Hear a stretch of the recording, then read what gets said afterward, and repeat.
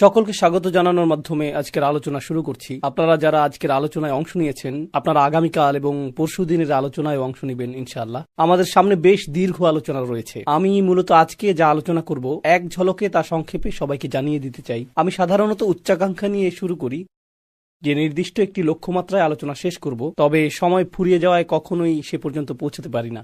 কিন্তু আমি আশা করাটা অব্যাহত রাখবো ইনশাআল্লাহ। তো ধারাবাহিক এই আলোচনাটির উদ্দেশ্য হল হজ মৌসুম সমাগত, আর অবশ্যই একজন মুসলিমের আধ্যাত্মিক বৎসরের দুইটি উপলক্ষের মধ্যে হজ অন্যতম। উপলক্ষ দুটি হল রমজান মাস এবং হজ, যখন আমরা উল্লেখযোগ্য কিছু বিষয় উদযাপন করে থাকি। এই উভয় উপলক্ষ থেকে বেশ কিছু শিক্ষণীয় বিষয় রয়েছে, আর বিশেষভাবে হজের প্রসঙ্গ যখন আসে, আমরা হজের শিক্ষা এবং ঐতিহ্যকে ইব্রাহিম আলাইহিস সালামের সাথে যুক্ত করে থাকি। তিনি কাবা ঘর নির্মাণ করেছেন। এছাড়াও কুরবানি এবং অন্যান্য আনুষ্ঠানিকতাগুলো সরাসরি ইব্রাহিম আলাইহিস সালামের সাথে সম্পর্কযুক্ত। সেজন্যই হজের ঘটনাগুলোর সাথে সম্পর্কিত ইব্রাহিম আলাইহিস সালামের আদর্শ বিষয় খুতবা, আলোচনা এবং নসিহত অহরহ মুসলিমদের মাঝে দেখবেন। কিন্তু আমি মনে করি সেই সমীকরণে আরও একটি বিষয় যোগ করা উচিত। আমরা অবশ্যই ইব্রাহিম আলাইহিস সালামকে নিয়ে কথা বলবো, কিন্তু তাকে নিয়ে আলোচনাটি থাকবে ধারাবাহিক এই আলোচনার একেবারে শেষের দিকে। আমি মনে করি আমাদেরকে শুরু করতে হবে স্বয়ং রাসূল সাল্লাল্লাহু আলাইহি সাল্লামের জীবনী থেকে। আমি এই ধারাবাহিক আলোচনার নাম দিয়েছি হজের পথ পরিক্রমা, রাসূল সাল্লাল্লাহু আলাইহি সাল্লামের হজের পথ পরিক্রমা। কারণ আমাদেরকে বুঝতে হবে যে কিভাবে আমরা এখানে আসলাম, কিভাবে আমরা হজ পর্যন্ত এই অবস্থানে পৌঁছলাম। একটি দৃষ্টিকোণ থেকে আপনি এটাকে প্রধান লক্ষ্যগুলোর একটি মনে করতে পারেন, যদি এটা একমাত্র লক্ষ্য নাও হয়ে থাকে। রাসূল সাল্লাল্লাহু আলাইহি সাল্লামের জীবনের অন্যতম মিশন ছিল হজ প্রতিষ্ঠা করা, যার অর্থ আসলে স্বয়ং ইসলামকে প্রতিষ্ঠা করা। তো হজকে প্রকৃত অর্থে প্রতিষ্ঠিত হতে হলে কাবা ঘরে রক্ষিত মূর্তিগুলোর ধ্বংস অনিবার্য ছিল। হজের উদ্দেশ্যটি প্রতিষ্ঠিত হওয়ার জন্যই ইব্রাহিম আলাইহিস সালাম কাবা ঘর নির্মাণ করেছিলেন। আর আমাদের রাসূল সাল্লাল্লাহু আলাইহি সাল্লাম ছিলেন ইব্রাহিম আলাইহিস সালামের বংশধর। তিনি সেই দায়িত্ব সমাপ্ত করেছেন যা ইব্রাহিম আলাইহিস সালাম শুরু করেছিলেন হাজার হাজার বছর আগে, তাই না?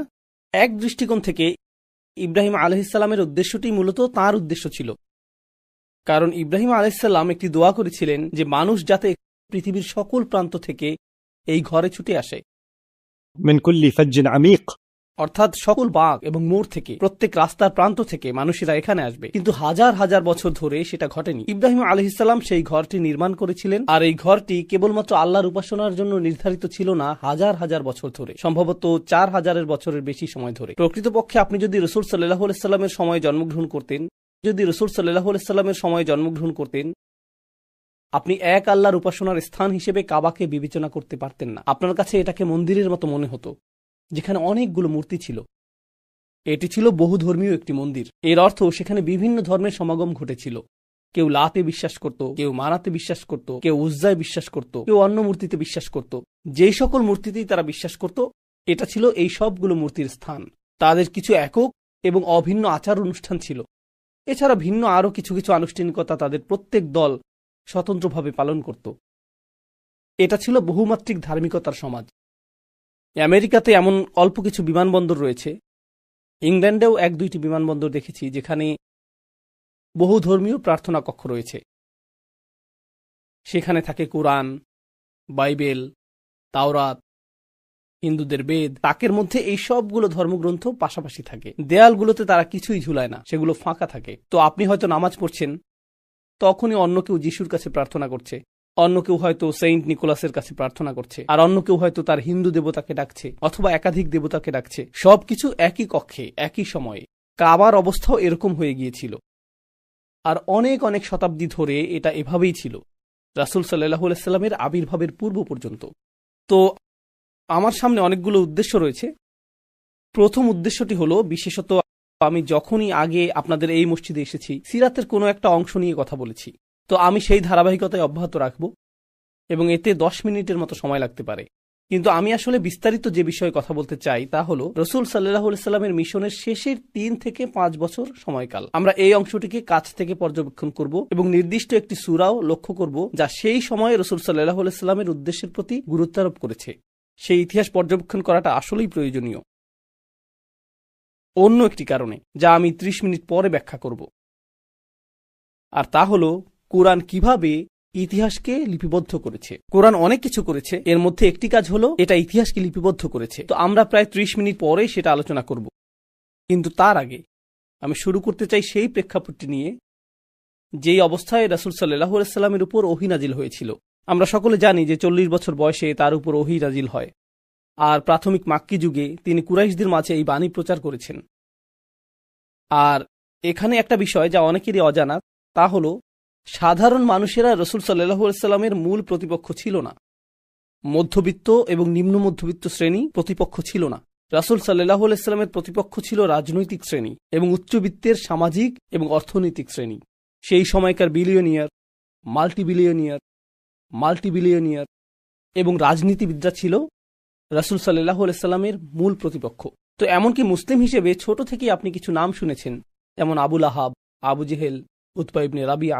আপনারা এই নামগুলো আগেও শুনেছেন। তাদের প্রত্যেকেই হয়তো ধনী শ্রেণীর অন্তর্ভুক্ত, অথবা রাজনৈতিক শ্রেণীর অন্তর্ভুক্ত, অথবা উভয় শ্রেণী একসাথে ছিল।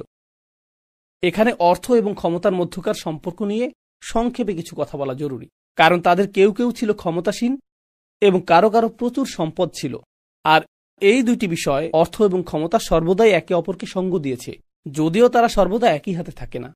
কিছু কিছু ক্ষেত্রে তারা একই হাতে কুক্ষিগত থাকে। উদাহরণস্বরূপ, আজকের পৃথিবীর কিছু কিছু দেশে রাজপরিবার রয়েছে, বেশিরভাগ সম্পদ তাদের হাতে এবং সকল ক্ষমতা তাদের কাছে। তো রাজত্বের মধ্যে অর্থ এবং সম্পদ একীভূত হয়ে আছে। আবার পৃথিবীর অন্য অনেক স্থানে, যেমন আমরা যেসব দেশে বসবাস করছি, এখানে গণতন্ত্রের একটি ছদ্ম আবরণ রয়েছে, কিন্তু বাস্তবে শুধুমাত্র দুটি জিনিস এখানে ক্ষমতায় রয়েছে। এখানে সম্পদশালী মানুষ রয়েছে আর রাজনৈতিক প্রভাব সম্পন্ন মানুষ রয়েছে। বেশিরভাগ ক্ষেত্রেই সম্পদশালী ব্যক্তিরাই রাজনৈতিক ক্ষমতাধর ব্যক্তিদেরকে নিয়ন্ত্রণ করে থাকে, আর অন্য সকলেই এই ভান করে যে তারা আদর্শ গণতন্ত্রে বসবাস করছে। তো এটা ভনিতাপূর্ণ একটা সমাজ, কিন্তু বাস্তবে এই দুটি উপাদান গোটা ইতিহাস জুড়েই বর্তমান ছিল, আর তারা সব সময়ই থাকবে। এটাই সমাজে ক্ষমতার কাঠামো কার্যকর থাকার প্রকৃতি। কোনো কোনো জাতি শুধুমাত্র অন্যদের তুলনায় এ ব্যাপারে বেশি সৎ, এটাই মূল পার্থক্য, তাই না? এরকমও দেখা যায় যে, উদাহরণস্বরূপ, ক্ষমতা শুধুমাত্র রাজনীতিবিদদের হাতেই থাকে না, ক্ষমতা সেনাবাহিনীর হাতেও থাকে। পৃথিবীতে এরকম অনেক দেশ রয়েছে। আপনি যদি এরকম দেশে বসবাস করেন, আপনি ইতিমধ্যে বিষয়টা জানেন, যেখানে নির্বাচন হয়, রাষ্ট্রপতি পরিবর্তন হয়, প্রধানমন্ত্রী পরিবর্তন হয়, দল পরিবর্তন হয়, কিন্তু সকলেই জানে যে সেনাবাহিনীই মূলত দেশ চালায়। এটা সবাই জানে। আমরা সকলে ভান করছি যে ভোট হচ্ছে, নির্বাচন হচ্ছে, কিন্তু পেছন থেকে কেউ কলকাঠি নাড়ছে এবং বলছে তোমাদেরকে আমার কথা মতোই চলতে হবে, না হলে পরবর্তী নির্বাচনে তুমি কিন্তু আর থাকবে না, অথবা তোমার নামে কোনো অভিযোগ আনা হবে যার ফলে তুমি দৃশ্যপট থেকে হারিয়ে যাবে, তাই না? মূলত সম্পদশালীরাই ক্ষমতায় থাকে। এখন আর প্রসঙ্গক্রমে ক্যাথলিক চার্চ এবং রোমান সাম্রাজ্যের ক্ষেত্রেও একই রকম বিষয় কার্যকর ছিল। ক্যাথলিক চার্চের ক্ষেত্রে তৃতীয় আরেকটা মাত্রা যোগ হয়েছিল, যেটিও আমি আপনাদের সামনে উপস্থাপন করতে চাই। তো একটি হলো সম্পদ, একটি হলো ক্ষমতা, আরেকটি ছিল ধর্ম। তৃতীয় আরেকটি মাত্রা যোগ হলো সম্পদ, ক্ষমতা এবং ধর্ম। তো সেই ধরনের সমাজে যা ঘটেছিল তা হলো রাজার একটি উপায়ের প্রয়োজন ছিল, এটা নিশ্চিত করার জন্য যে সমাজ রাজার প্রতি অনুগত থাকবে। ঠিক আছে, সমাজকে অবশ্যই রাজার প্রতি অনুগত থাকতে হবে। তো রাজারা সাধারণত যা করত তা হলো তারা একটি ধর্মযাজক গোষ্ঠী রাখত। যেমন ফেরাউনের ছিল জাদুকর এবং যাজক গোষ্ঠী, অথবা ইউসুফ আলাইহিস সালামের সময় রাজার স্বপ্নের ব্যাখ্যা দেওয়ার জন্য একজন লোক ছিল। স্মরণ করতে পারছেন? এরা ছিল আধ্যাত্মিক সাধক অথবা এ জাতীয় কিছু, সেই সময়ের মরমী সাধক, ধর্মীয় সম্প্রদায়, ধর্মগুরু। একইভাবে রোমান সাম্রাজ্যের ছিল ক্যাথলিক চার্চ, সেখানে এই ধর্মীয় সম্প্রদায়টি বর্তমান ছিল। আর তাদের কাজ ছিল দুইটি। তাদের কাজ শুধুমাত্র মানুষকে ধর্মশিক্ষা দেয়াই ছিল না, বরং ধর্মশিক্ষা দেওয়ার মাধ্যমে তারা মূলত মানুষকে দুটি জিনিস শিখিয়েছে। প্রথমত দান করা, একে অপরকে দান করা না, দরিদ্রকে দান করাও না, বরং চার্চকে দান করা, এটা 1 নম্বর। আর দ্বিতীয়ত রাজার জন্য প্রার্থনা করা অথবা রানীর জন্য প্রার্থনা করা, সৃষ্টিকর্তা রানীকে রক্ষা করুন। তাদের এই দুইটি কাজ ছিল। তারা মানুষের কাছ থেকে অর্থ সংগ্রহ করত তাদের পরকালে মুক্তির উদ্দেশ্যে, আর তারা এটা নিশ্চিত করত যে মানুষ যাতে রাজার অনুগত থাকে, কারণ সৃষ্টিকর্তার আশীর্বাদেই রাজা রাজত্ব পেয়েছেন। তো ধর্মের ভূমিকা ছিল মানুষ যাতে তাদের আকাঙ্ক্ষা অনুযায়ী আচরণ করে, এটাই আসলে ছিল এর ভূমিকা। এখন আমাদের সময়ে যা ঘটছে নতুন প্রজন্মের জন্য ধর্মগুলো ব্যাপকভাবে অপ্রাসঙ্গিক হয়ে পড়ছে, তাই না? তাদের পিতামাতাগণ অনেক বেশি চার্চমুখী, মন্দিরমুখী, এমনকি মসজিদমুখী ছিল, কিন্তু পরের প্রজন্ম সেরকম না। তো এজন্য বিদ্যমান ক্ষমতা কাঠামোকে নতুন এক ধর্ম আবিষ্কার করতে হবে। কিভাবে তারা মানুষকে জড়ো করবে, কিভাবে তারা মানুষকে অনুগত বানাবে। তো গণমাধ্যমগুলো এখন নতুন ধর্মীয় সত্তায় পরিণত হয়েছে। গণমাধ্যম বলতে সামাজিক মাধ্যম, বিনোদন মাধ্যম, সংবাদ মাধ্যম, এরাই এক হিসেবে আমাদের সমাজে ধর্মের স্থানটি দখল করতে শুরু করেছে।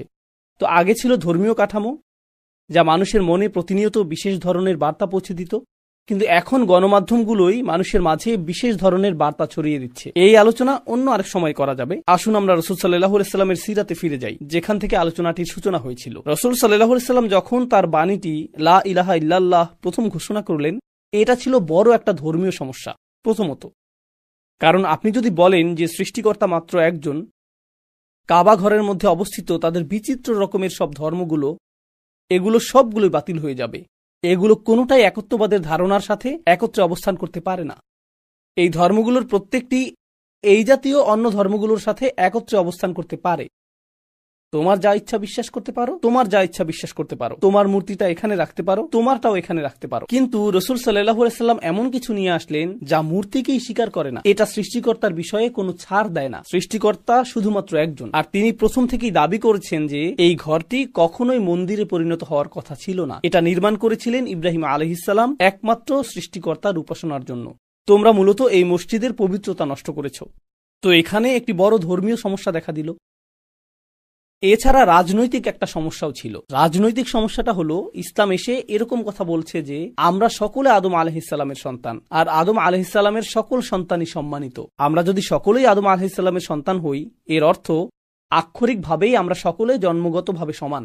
যদিও আমরা জন্মগতভাবে বিভিন্ন স্থানের, আপনি এই গোত্রের হতে পারেন, সেই গোত্রের হতে পারেন, আপনার গোত্রের কোন জিনিসটা নিয়ে আপনি গর্ব করেন, আপনার পূর্বপুরুষের পরিচয়, কিন্তু তার বাবা কে ছিল? আপনি যদি এভাবে যেতে থাকেন, সকল মানুষের পিতাকে আদম আলাইহিস সালাম, যার অর্থ আমরা সকলেই মানবতার গোত্রের সদস্য, আমরা সকলেই সমান।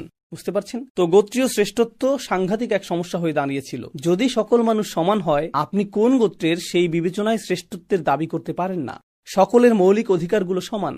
তো এটা ছিল আরেকটা সমস্যা। এখন কুরাইশরা আর শ্রেষ্ঠত্বের দাবি করতে পারবে না, এমনকি তাদের নিজেদের ভিতরেও শ্রেণী বিভাগ ছিল। এখন তারা আর এটা চর্চা করতে পারবে না। অন্য আরো সমস্যাও ছিল। কোরআন অগ্রসর হওয়ার সাথে সাথে এই সমস্যাগুলো উদ্ভূত হতে শুরু করলো। উদাহরণস্বরূপ আল্লাহ বলছেন, فذلك الذي يدع اليتيم ولا يحض على طعام المسكين। প্রাথমিক এই ওহী বলছে এমন ব্যক্তি সম্পর্কে যে এতিমকে ধাক্কা দেয় এবং দরিদ্রকে আহার করায় না। এখানে দরিদ্রকে উদ্দেশ্য করে বলা হচ্ছে না, এখানে বলা হচ্ছে ধনীদের উদ্দেশ্যে। এখানে সেই ধনীদের উদ্দেশ্যে বলা হচ্ছে যারা এতিমদেরকে ধাক্কা দেয়, যারা সমাজের দরিদ্র শ্রেণীকে বঞ্চিত করে, যারা ব্যবসায় মানুষকে প্রতারিত করে। আল মুতাফফিফিন।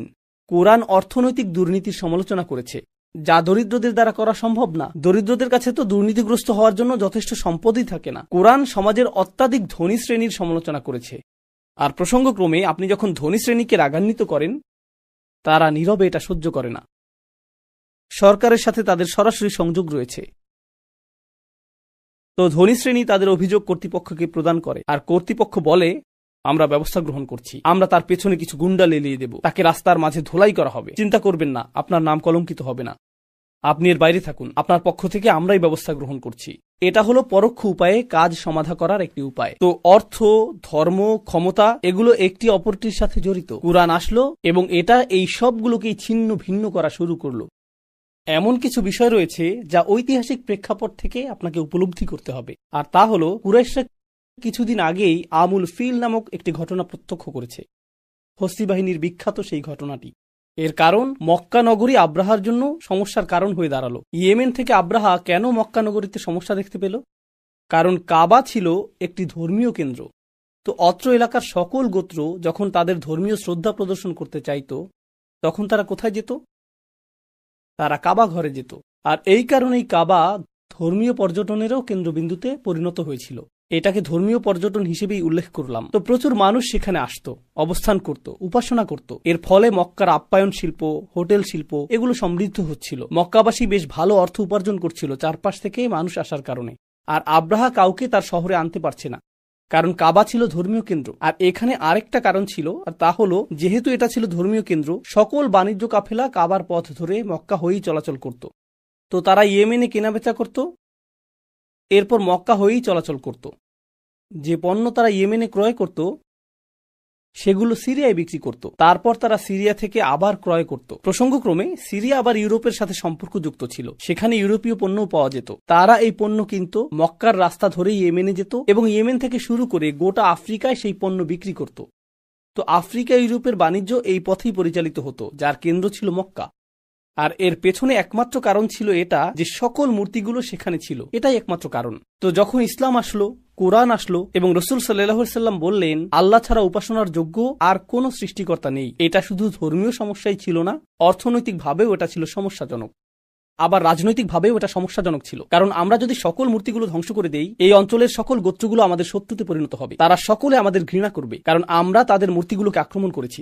তখন আমরা আমাদের চিরাচরিত বাণিজ্য পথে আর চলাচল করতে পারবো না, সেটা আর পারবো না। তখন আমাদের অর্থনীতির এই রাজপথটি বিলীন হয়ে যাবে, কেউ আর এই ঘরে আসবে না, ফলে পর্যটনের অর্থ আসাও বন্ধ হয়ে যাবে, আমরা তো রাতারাতি দেউলিয়া হয়ে যাব, আর মানুষও আমাদের হত্যা করবে। এই জন্য তাদেরকে এটা রক্ষা করতে হবে। এখন আব্রাহা তার নিজের কেন্দ্রের দ্বারা কাবাকে প্রতিস্থাপন করতে চেয়েছিল। আমরা জানি হস্তি বাহিনীর সাথে কি ঘটেছিল এবং সেই অঞ্চলটির মাঝে এর কি প্রভাব পড়েছিল। আরবের সকল গোত্রের মাঝে এই বিশ্বাস তৈরি হলো যে কুরাইশা অনুগ্রহপ্রাপ্ত মানুষ, কুরাইশা পবিত্র মানুষ এবং কাবা ঘরটি পবিত্র, অর্থাৎ কুরাইশ হল কাবার যথাযোগ্য তত্ত্বাবধায়ক, আর সেজন্যই তাদেরকে ক্ষমতায় রাখতে হবে। তাদের এই ক্ষমতা বরং আরও বেশি বৈধতা পেয়ে গেল হস্তি বাহিনীর এই অলৌকিক ঘটনার মাধ্যমে। এমনকি হস্তি বাহিনীও এই লোকদের কিছু করতে পারেনি, অতএব আমাদেরকেও সতর্ক হতে হবে। তো সকলেই কুরাইশদেরকে তাদের মতো ছেড়ে দিয়েছিল রাসূল সাল্লাল্লাহু আলাইহি সাল্লামের আবির্ভাবের সময় পর্যন্ত। তো যখন এই আদর্শিক সংঘাতের সূচনা হলো, অবশেষে এটা এমন অবস্থায় উপনীত হয় সেখানে রাসূল সাল্লাল্লাহু আলাইহি সাল্লাম প্রায় হত্যার শিকার হয়েছিলেন এবং তাকে নির্বাসিত করা হয়েছিল, তাকে তায়েফে চলে যেতে হয়েছিল, এমনকি তারও আগে তাকে শিয়াবে আবু তালিবে নির্বাসিত করা হয়েছিল। আর যখন তার জীবনের উপর চূড়ান্ত আঘাতের পরিকল্পনা হলো, তখন তাকে গোপনে মদিনায় হিজরত করতে হয়েছিল, যেখানে কিছু মুসলিম আগেই হিজরত করে চলে গিয়েছিলেন, তাই না? তো এখন রাসূল সাল্লাল্লাহু আলাইহি সাল্লাম মদিনায় রয়েছেন, আর প্রথম বছরের মধ্যেই কুরাইশরা বুঝতে পারলো যে এটা বৃহত্তর সমস্যা তৈরি করবে, কারণ আমরা এই সমস্যাটিকে আটকাতে পারিনি। এখন সে যেহেতু মদিনায় রয়েছে, সে হয়তো স্বাচ্ছন্দ্যে তার কার্য পরিচালনা করতে পারবে, অন্য গোত্রগুলোও হয়তো মুসলিম হওয়া শুরু করবে।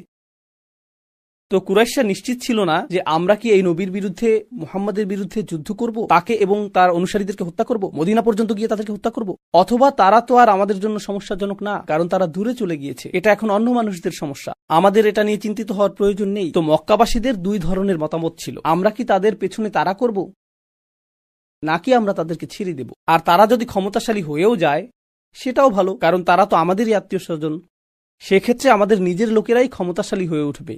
তো তখনকার সময়ের মক্কার দুই রাজনৈতিক দলের মাঝে এই বিতর্ক চলছিল, আর এই বিতর্ক চলাকালীন অবস্থায় কুরাইশরা যা করছিল তারা স্বাভাবিক নিয়মেই বাণিজ্য পরিচালনা করছিল, তাদের সেই বাণিজ্য কাফেলা চলমান ছিল। আর রাসূল সাল্লাল্লাহু আলাইহি সাল্লাম যখন সকল মুসলিমদের নিয়ে ছোট একটি জোট গঠন করলেন, তিনি আদেশ দিলেন যে এই বাণিজ্য কাফেলাগুলোকে আক্রমণ করা শুরু করতে হবে। তো তাদের বাণিজ্য আক্রান্ত হতে শুরু করলো, যেটা সম্পূর্ণরূপে ন্যায়সঙ্গত, কারণ তোমরা তাদেরকে ঘর থেকে বিতাড়িত করেছো এবং তাদের সম্পদ চুরি করেছো, তারা তাদের সম্পদ ফেরত পাবার জন্য তোমাদের আক্রমণ করছে। তো রাসূল সাল্লাল্লাহু আলাইহি সাল্লাম এখন মক্কার অর্থনীতির প্রাণসত্তাকে আক্রমণ করলেন। এখনকার সময়ে এটা অনেকটা গ্যাস পাইপলাইন অথবা তেল পাইপলাইন অথবা নৌ বাণিজ্য পথ দখলে নেয়ার মতো। কেউ নৌ বাণিজ্য পথ বন্ধ করে কিছু জাহাজ আটকে দিল অথবা গ্যাস পাইপলাইন বন্ধ করে দিল, এরপর কি ঘটে? F-16 যুদ্ধবিমান উড়িয়ে দেওয়া হয়, ড্রোন হামলা শুরু হয়, তাই না? এটা যুদ্ধ ঘোষণা। তারা তখনও বিতর্কে লিপ্ত ছিল, আমরা কি মুহাম্মাদের পেছনে তাড়া করব নাকি করব না। যখন তারা জানতে পারলো যে কয়েকটি বাণিজ্য কাফেলা আক্রান্ত হয়েছে, আমরা তো এটা মেনে নিতে পারি না, এই হুমকি দূর করতে হবে। তো এখন তাদের মধ্যে যারা ছিল আক্রমণাত্মক, তারা এই বিতর্কে জয়ী হয়ে গেল যে মুসলিমদের আক্রমণ করা আমাদের উচিত হবে কিনা। তাই তারা মুসলিমদের আক্রমণ করতে এগিয়ে আসলো, যা বদরের যুদ্ধের সূচনা করলো। তো অত্যন্ত দ্রুততার সাথে এটা ঘটে গেল। আপনারা ঘটনাটা জানেন, আমি বদরের যুদ্ধের পুঙ্খানুপুঙ্খ বিবরণ দিব না, কিন্তু মুসলিমগণ তাদেরকে বদর যুদ্ধে বেশ অপমানজনক পরাজয় প্রদান করেছিল। আর সেই পরাজয়ের ফলে কুরাইশরা এখন দুটি সমস্যার সম্মুখীন হলো। এক, গোটা অঞ্চলে ছড়িয়ে গেল যে তারা পরাজিত হয়েছে, হস্তি বাহিনীও একসময় তাদেরকে পরাজিত করতে পারেনি, আর এখন তারা কতিপয় লোকের কাছে পরাজিত হলো যাদেরকে তারা বলতো أراذلنا بادي الرأي। হীন, অধম, গৃহহীন লোকেরা, অপরাধী, দাস, দুর্বল ও নির্বোধ লোকেরা, আর এদের কাছেই তারা পরাজিত হল। তাদের জন্য এটা ছিল বেশ খারাপ। এর উপরে আরবদের একটা রীতি ছিল, যা আমার মনে হয় না যে কোথাও এখন আর বর্তমান রয়েছে। তাদের নারীরা তাদেরকে প্রচুর অপমানিত করত। So, অবশ্যই আপনারা এর সাথে পরিচিত নন। তো পরাজিত হয়ে তারা বাড়ি আসলো, আর ও কি ধরনের পুরুষ তুমি যে পরাজিত হয়ে এসেছো, তোমার তো আমাদের মতো চুরি পরে ঘরে বসে থাকাই ভালো ছিল। নারীদের সাথে তোমাদের কি পার্থক্য? সেই যুগে নারীরা তীক্ষ্ণ ভাষার অধিকারী ছিল, আর তারা জানতো যে আপনার আত্মসম্মানে আঘাত করতে ঠিক কোন কথাটা বলতে হবে। তাই গৃহে প্রবেশ করে তারা তীব্র তিরস্কারের শিকার হয়েছিল, আর তারা প্রতিশোধ স্পৃহায় দগ্ধ হচ্ছিল। এটা আসলেই খারাপ। বদরের পরাজয়ের পরে তারা প্রফুল্ল চিত্তে বাড়ি ফিরেনি, তারা ক্রোধান্বিত অবস্থায় বাড়ি ফিরেছিল। আর তাদের মধ্যে এখন আর ভীতি কাজ করছে না, বরং তাদের মধ্যে প্রতিশোধ স্পৃহা কাজ করছিল। তো পরের বার তারা 1000 সৈন্য নিয়ে আসেনি, তারা এসেছিল 3 থেকে 4000 সৈন্য নিয়ে। right? আর তারা তাদের নারীদেরকেও যুদ্ধক্ষেত্রে নিয়ে এসেছিল। ওহুদের যুদ্ধে তারা তাদের নারীদেরকে নিয়ে এসেছিল, কারণ তারা মনে করেছিল আমরা যদি ভীত হয়ে পড়ি এবং পালিয়ে যাবার চেষ্টা করি, পেছন থেকে নারীরা আমাদের তিরস্কার করবে, কিভাবে তোমরা পালাতে পারছো, তাই না? আর যদি তারা পালিয়েও যায়, নারীরা তো অত দ্রুত পালাতে পারবে না। মুসলিমগণ তখন তাদের নারীদেরকে গ্রহণ করবেন, যা তাদের পুরুষত্বকে প্রশ্নবিদ্ধ করবে। প্রকৃত পুরুষ মানুষ হিসেবে আমরা ভীত নই, আমরা আমাদের নারীদেরকে সাথে নিয়েই আসব। তো তারা তাদের নারীদেরকে নিয়ে আসলো, যারা পেছন থেকে নাচ গান করে উৎসাহ যোগাচ্ছিল। এটাই ওহুদে তাদের সেনাবাহিনী, যারা আক্রমণ করতে এসেছিল। আমি ওহুদের পুঙ্খানুপুঙ্খ বিবরণ দিব না, তবে একটি বিষয় আপনাদের জানা উচিত, মুসলিমরা বেশ ভালোভাবে তাদের কোণঠাসা করে ফেলেছিল, তাদেরকে বেশ ভালোভাবে শায়েস্তা করা হয়েছিল। খেলায় দুর্বল প্রতিপক্ষ যেভাবে ধরাশায়ী হয়, যুদ্ধের ময়দানেও তাদের অবস্থা ঠিক সেরকম হয়ে গিয়েছিল। তো যখন সেটা ঘটছিল, কুরাইশরা আশ্রয়ের জন্য পাহাড়গুলোতে ছুটে যাচ্ছিল, কিন্তু পেছনে কারা ছিল? তাদের নারীরা। তারা তাদের বর্মগুলো ফেলে যাচ্ছিল, কারণ বর্মসহ তারা দ্রুত পালাতে পারছিল না। তো তাদের বর্মগুলো ফেলে যাচ্ছিল, কারণ সেগুলো ছিল বেশ ভারী, আর তারা পাহাড়ের দিকে পালিয়ে যাচ্ছিল। নারীরা সেখানেই দাঁড়িয়েছিল, আর তারা নারীদের পাশ দিয়েই পালাচ্ছিল। নারীদের ছাড়াই তারা পাহাড়ের দিকে ছুটে যাচ্ছিল, আর নারীদের অবস্থা ছিল, আমাদের জন্য অপেক্ষা করো। নারীরা তো পুরুষদের মতো দ্রুত পালাতে পারে না, তাই তারা পেছনে পেছনে পালাতে লাগলো। আর সাহাবীগণ উল্লেখ করছেন, যখন আমরা তাদের পিছু ধাওয়া করছিলাম, আমরা নারীদের পায়ের গোড়ালির পেছনের অংশ দেখতে পেলাম, যারা পোশাক উপরে তুলে ধরে পালাচ্ছিল পাহাড়ের উদ্দেশ্যে। এটা ছিল ওহুদের প্রথমার্ধ। তারপরের ঘটনা তো আপনারা জানেন। মুসলিম তীরন্দাজগণ যখন বর্ম এবং তলোয়ারগুলো মাটিতে পড়ে থাকতে দেখলেন, তাদের অনেকেই নিজেদের অবস্থান ত্যাগ করলেন। আর খালিদ ইবনে ওয়ালিদ তখনও মুসলিম হননি। তিনি ঘুরে এসে পিছন দিক থেকে তাদের উপর আক্রমণ করলেন। আর সেই অবস্থায় রাসূল সাল্লাল্লাহু আলাইহি সাল্লাম প্রায় নিহত হওয়ার উপক্রম হয়েছিলেন। তার মুখমণ্ডলের 3টে স্থানে আঘাতপ্রাপ্ত হয়েছিলেন, তিনি জ্ঞান হারিয়ে ফেলেছিলেন। সেদিন তার জীবনের উপর একাধিক আঘাত এসেছিল। আর এটা ছিল কুরাইশদের জন্য তথাকথিত প্রথম বিজয়। আর যুদ্ধের পরে তারা আজে বাজে অনেক কথা বলেছিল। لنا العزة ولا عزة لكم. আমাদের উজ্জা দেবী রয়েছে। প্রসঙ্গক্রমে উজ্জা শব্দটি আল আযু এর স্ত্রীবাচক শব্দ, যা এসেছে আজিজ থেকে। আল্লাহর নাম হলো আল আজিজ। আল আযু হলো যার শক্তি সবচেয়ে বেশি। আল উজ্জা অর্থ সেই কল্পিত দেবী যার শক্তি সবচেয়ে বেশি। لنا العزة ولا عزة لكم. আর আল্লাহ কোরআনে একটি আয়াতের দ্বারা এর জবাব দিয়েছিলেন, ذلك بأن الله مولى الذين آمنوا وأن الكافرين لا مولى لهم. আল্লাহ ইমানদারদের মাওলা, আর কাফিরদের কোনো মাওলা নেই। যাই হোক, এরপর তারা চলে গেল। সেদিন তারা হামজা রাদিয়াল্লাহু তাআলা আনহুর দেহ বিকৃত করেছিল। 70 জন অত্যন্ত গুরুত্বপূর্ণ সাহাবীকে হত্যা করা হয়েছিল। আপনাকে এখানে মূল বিষয়টি বুঝতে হবে, যেদিকে আমরা আলোচনাকে নিয়ে যেতে চাই। আর তা হল, যুদ্ধের বেশিরভাগ অর্থায়ন, যুদ্ধ করার জন্য আপনার যা অর্থ প্রয়োজন, যুদ্ধের বেশিরভাগ অর্থই আসছিল আনসারদের কাছ থেকে। আনসার কারা তা তো আপনারা জানেন, সাহায্যকারী মদিনার স্থানীয় সাহাবীগণ। মক্কাবাসী মুহাজিরগণ এক প্রকার খালি হাতে এসেছিলেন, তারা তো সম্পদ নিয়ে আসেননি। তাই বেশিরভাগ অর্থ এবং বেশিরভাগ লোকবল এসেছিল আনসারদের কাছ থেকে।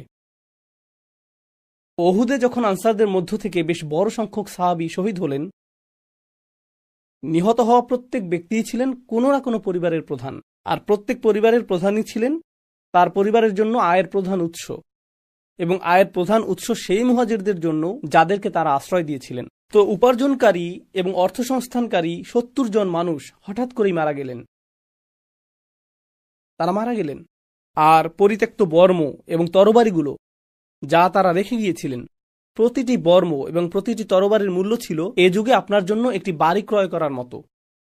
অন্য কথায়, আপনার আজীবনের সঞ্চয় একটি বর্মের জন্য ব্যয়িত হতো, আপনার আজীবনের সঞ্চয় কয়েকটি তরবারির জন্য ব্যয়িত হতো।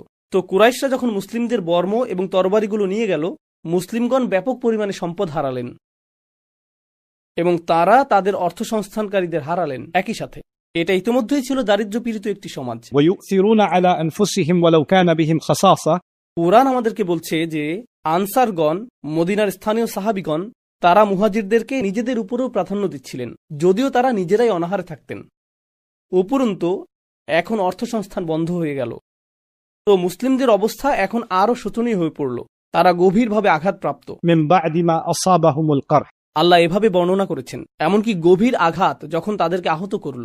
আরবিতে করহ হল যখন একটি তীর আপনার চামড়া ভেদ করে হাড়ের মধ্যে প্রবেশ করে, মাংস ভেদ করে হাড়ে প্রবেশ করে, এটাকেই বলা হয় কর। যে কোনো জখমকে সাধারণভাবে বলা হয় জার অথবা জুর, কিন্তু গভীর জখম যা হাড় ভেদ করে তাকে বলা হয় কর। আল্লাহ কর শব্দটি ব্যবহার করেছেন ওহুদে যা ঘটেছিল তা বর্ণনা করার জন্য। তো এটা ঘটেছিল ওহুদে। এখন মুসলিমগণ আহত। যেহেতু মুসলিমগণ আহত হলেন, কুরাইশরা ফিরে গেল। তারা ভালো বোধ করছে, কিন্তু তারা নিজেদের নির্বুদ্ধিতা উপলব্ধি করল। তারা বলল, আরে ভাই, আমাদের তো উচিত ছিল তাদেরকে শেষ করে দেয়া। মুসলিমরা শক্তিহীন হয়ে পড়েছিল, ইসলামকে আমরা একেবারে নিঃশেষ করে দিতে পারতাম। জানি না তখন কি হয়েছিল আমাদের। তারা কিন্তু শেষে আতঙ্কিত হয়ে পড়েছিল এবং দ্রুত প্রস্থান করছিল। কিন্তু এখন তারা প্রশ্ন করতে শুরু করলো, আরে ভাই, আমরা এই সমস্যাটাকে সমূলে শেষ করে দিতে পারতাম। আমরা একা তাদের বিরুদ্ধে যুদ্ধ করব না। কারণ মক্কার প্রেক্ষাপট বিবেচনায়, কুরাইশদের দৃষ্টিকোণ বিবেচনায় তারা ছিল সৌভাগ্যবান। তারা ওহুদেও পরাজয়ের দ্বারপ্রান্তে ছিল।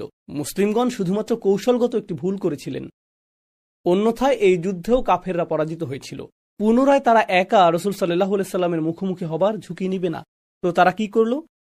তারা সেই অঞ্চলের আহবাস এবং বিভিন্ন গোত্রের সাথে আলোচনা শুরু করল এবং বলল, দেখো, ইসলাম আমাদের জন্য সমস্যাজনক। আমরা ইতিমধ্যেই এই লোকদের সাথে 2 বার যুদ্ধে জড়িয়েছি, মুহাম্মদ এবং তার অনুসারীদের সাথে। আমরা সাল্লাল্লাহু আলাইহি সাল্লাম বলি, তারা বলে না।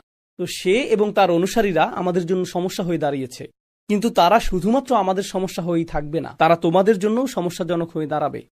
তো তোমরা যদি চাও, আমরা সকলেই হাত মিলাবো এবং সকলে একসাথে এই সমস্যাকে শেষ করে দিব। আমরা আমাদের ব্যাপক সংখ্যা দিয়েই তাদেরকে পরাজিত করে দিব। আমরা সম্মিলিত জোট তৈরি করব, কাফেরদের জাতিসংঘ বানাবো, and we'll get up. আর আমরা যাব এবং তাদের একসাথে চূড়ান্ত আঘাত করব। কারণ তারা সংখ্যায় আমাদের চেয়ে কম